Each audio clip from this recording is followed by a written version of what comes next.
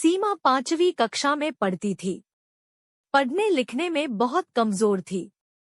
बस उसकी एक ही विशेषता थी कि वह दिखने में सुंदर थी, इसलिए सब उसकी सुंदरता की तारीफ किया करते थे।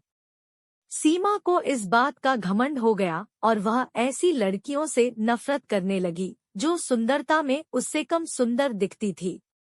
उसे सबसे अधिक वंदना से नफरत थी, क्योंकि उसका रंग बहुत ही ज्यादा काला था। वह हमेशा उसे काली बिल्ली कहकर चिढ़ाती थी। लेकिन वंदना का स्वभाव इतना अच्छा था कि वह उसे कभी कुछ न कहती थी। वंदना बड़ी भोली भाली लड़की थी। पढ़ने लिखने में बड़ी होशियार थी। सभी अध्यापिकाएं उसे बहुत प्यार करती थी। घर पर भी माँ उससे बहुत खुश रहती थी। हर काम में माँ को सहयोग देती थी। जो भी काम होता वो सभी काम वह मन लगाकर करती थी।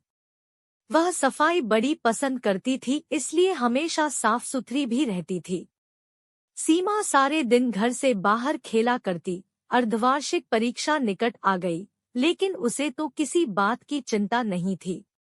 एक दिन सीमा सवेरे अपने घर से बाहर निकली। उसके पापा नई गेंद लाए थे, इसलिए वह बहुत खुश थी। वह सीधी अपनी एक सहेली दिव्या के घर गई।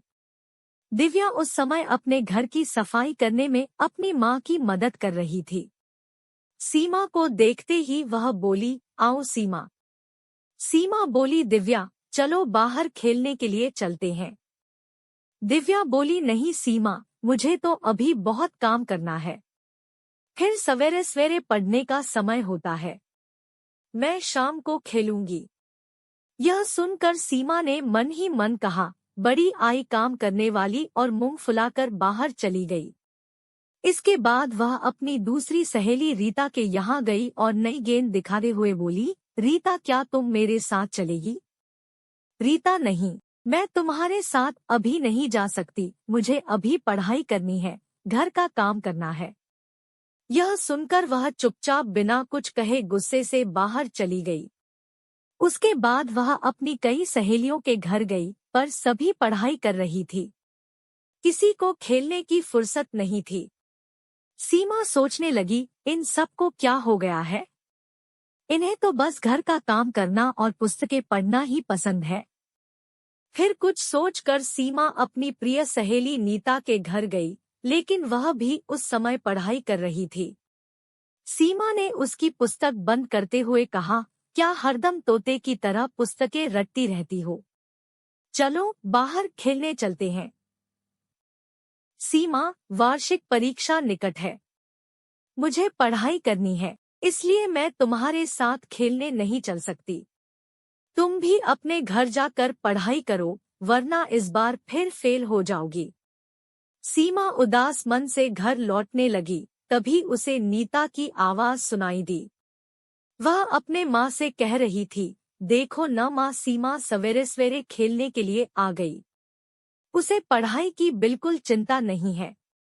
मैं अब उसके साथ नहीं रहूंगी। जब देखो तब वह अपनी सुंदरता की चर्चा करती रहती है। माँ, मुझे तो वंदना बहुत अच्छी लगती है।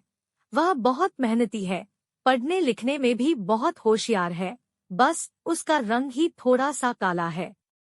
यह सीमा तो उस बेचारी को काली बिल्ली कहकर चिढ़ाती रहती है।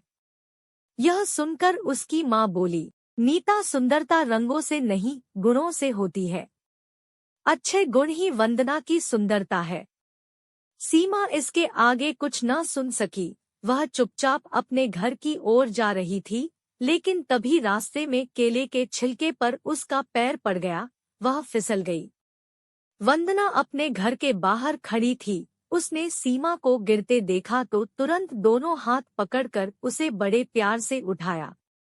यह देखकर सीमा की आंखें भर आई। वह मन ही मन सोच रही थी कि वह वंदना से कितनी नफरत करती है, लेकिन वंदना के मन में उसके लिए कितना प्यार है। वह बोली, वंदना, तुम सबसे सुंदर हो और मैं काली बिल्ली हूँ। मैंने तुम्हें काफी तंग किया है और बहुत चिढ़ाया है, मुझे माफ कर दो। वंदना, अरे भला सहेली से माफी मांगी जाती है?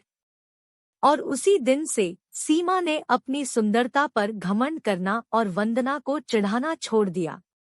इस कहानी से हमें ये सीख मिलती है कि इंसान कितना भी खूबसूरत हो लेकिन उसकी पहचान उसके स्वभाव और उसके संस्कार से होती है।